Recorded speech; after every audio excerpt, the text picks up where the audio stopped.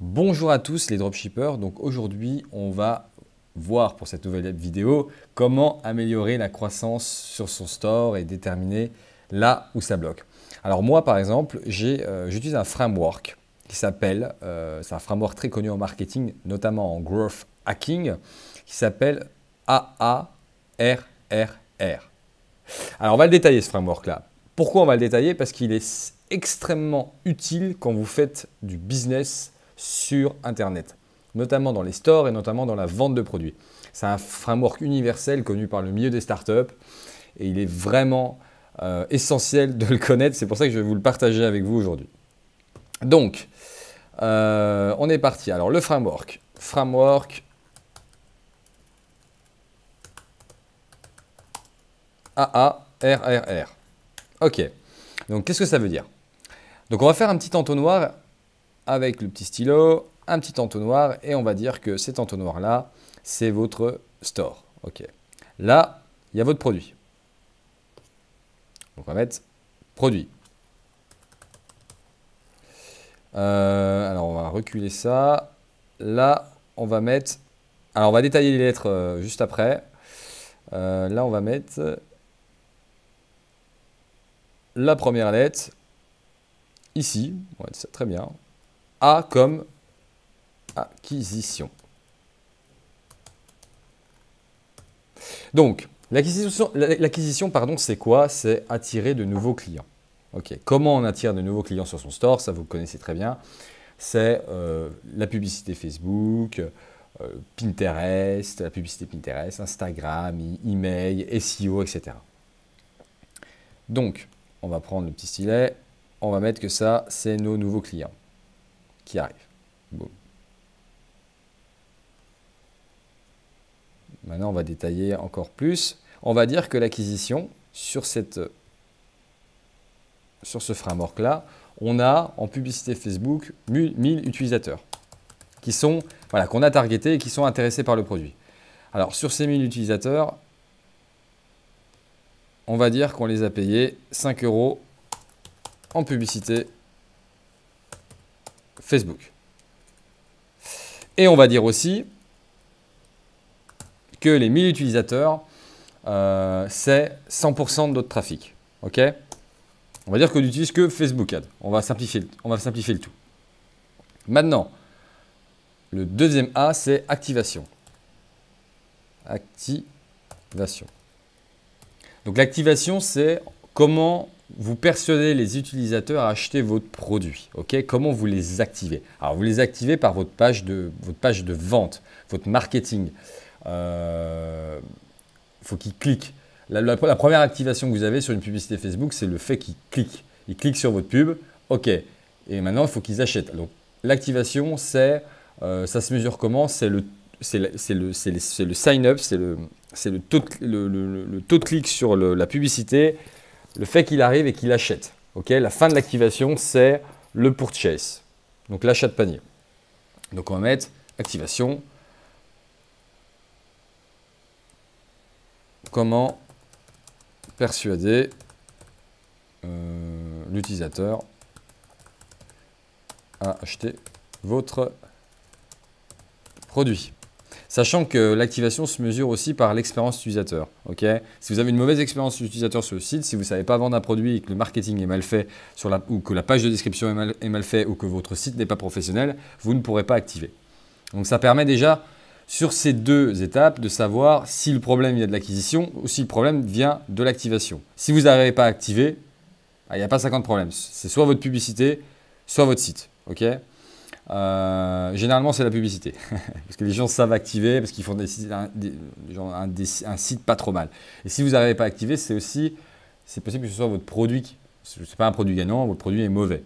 Mais généralement, l'activation, vous pouvez la voir au niveau des add to cart, le nombre de paniers, le nombre de personnes qui naviguent sur le site. Donc justement, l'activation, pour aider à activer, moi j'utilise des outils. Okay. Donc je vais par exemple tester, quand j'ai trouvé mon produit gagnant, de l'A/B testing. Donc l'A/B testing, c'est quoi? C'est en gros, au lieu d'avoir une page produit et amener tous les utilisateurs sur la même page produit, je vais tester une page différente, ok, une page A et une page B avec le même produit, mais avec des descriptions différentes et une manière de le vendre différemment. Et comme ça, je vais pouvoir mesurer laquelle laquelle convertit le mieux. Donc j'utilise un logiciel, par exemple, moi j'utilise Optimizely.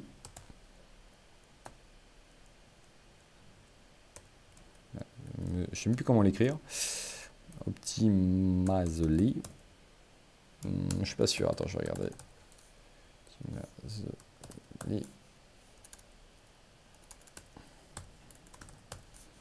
Optimizely, voilà, c'est ça.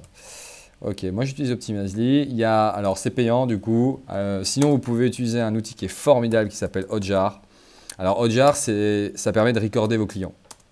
Donc chaque utilisateur qui arrive via votre publicité Facebook, il est recordé. C'est-à-dire que vous savez là où il clique, qu'est-ce qu'il fait, où il navigue. Vous pouvez le suivre sur plusieurs pages. Est-ce que le mec, il va voir ce produit-là, puis en fait, il est intéressé par un autre produit, et bien là, vous pouvez le savoir.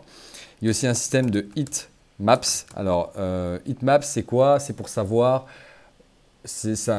pour savoir là où sont les zones pardon, de chaud et de froid. Là où vos utilisateurs, alors c'est du traitement par l'eau, là où vos utilisateurs naviguent. C'est-à-dire que par exemple, s'ils sont intéressés par un produit que vous avez vendu plus bas sur le site, et ben ce produit-là, qui est très intéressant parce qu'il a une énorme zone de chaud, vous allez pouvoir le remonter et le mettre au-dessus et dire voilà, bah, ce produit-là, il est plus chaud que l'autre, donc du coup, c'est quelque chose que je vais mettre en avant plus rapidement. Donc, Hotjar. Mais après, voilà, ces outils-là, vous pouvez regarder sur Internet, c'est expliqué et c'est facile en plus à installer. Voilà pour l'activation. Maintenant, on va parler de la rétention. Donc ça, c'est le premier R du framework. Rétention. Donc la rétention, c'est l'utilisateur régulier. C'est-à-dire qu'il a déjà acheté, il a déjà consommé, il connaît votre site.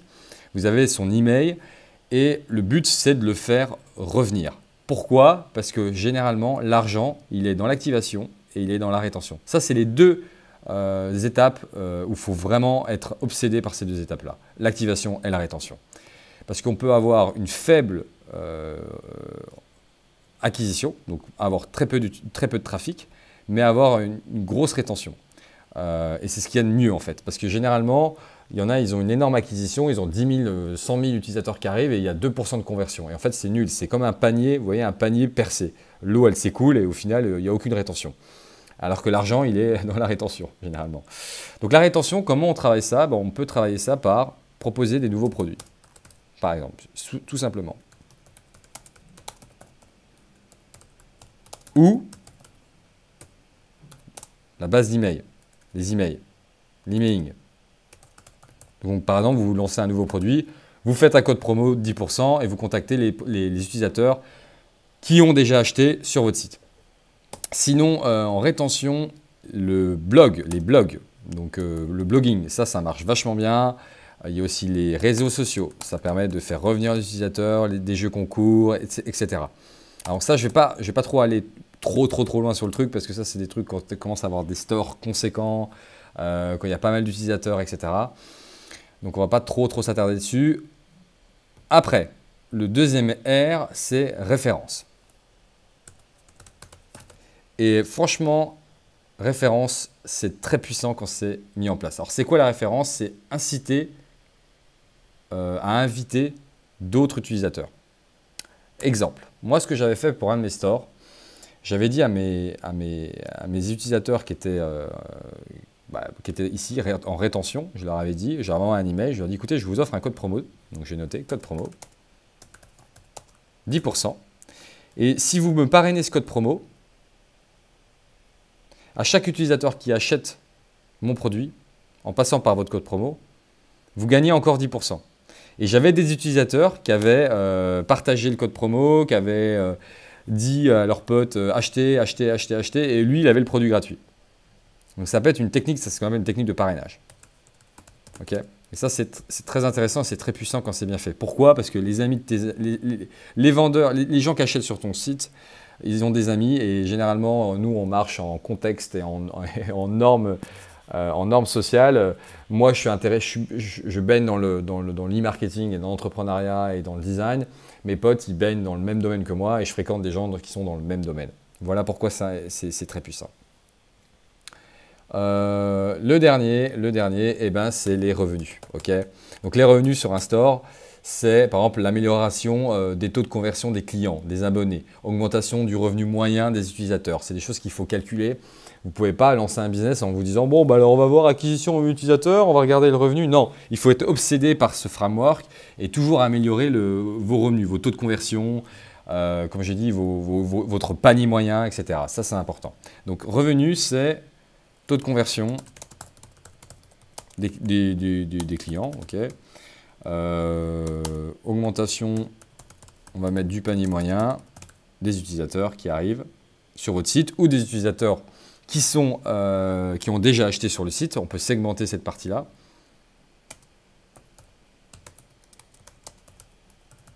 Utilisateur.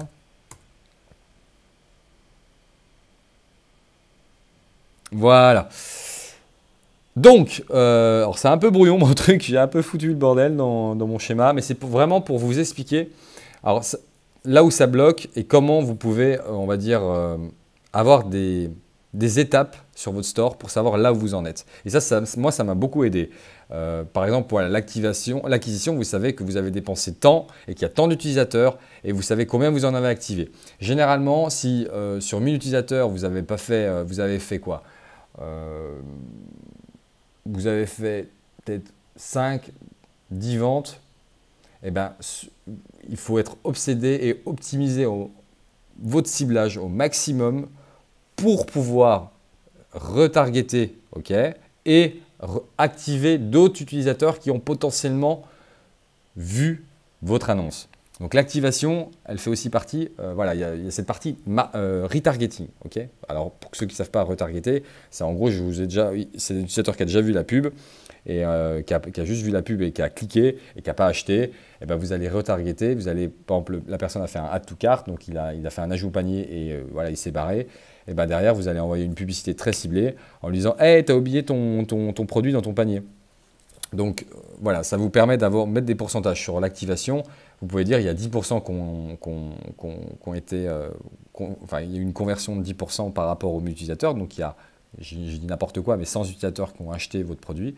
Et ben, cette activation-là, va falloir la monter. Et la prochaine fois, quand vous allez mettre 10 €, 15 €, 20 €, et ben, il faut que l'activation monte, il faut que la rétention monte. Il faut toujours penser à croître. Voilà. C'est pour ça que ce framework, il est très puissant et qu'il est connu par énormément de gens, énormément de startups, Airbnb, Google, tous les marketeurs, ils travaillent sur ça, justement pour ça. Et c'est valable aussi pour votre store. Voilà, ce sera tout pour cette petite vidéo. En tout cas, j'espère que ça va vous aider prochainement sur votre store. Vous allez pouvoir trouver les erreurs que vous pouvez faire sur le store, là où ça bloque et améliorer surtout votre croissance. Sur ce, si vous avez des questions, vous les posez en commentaire. Vous pouvez liker ma vidéo si vous avez aimé et je vous laisse pour une prochaine vidéo. Ciao!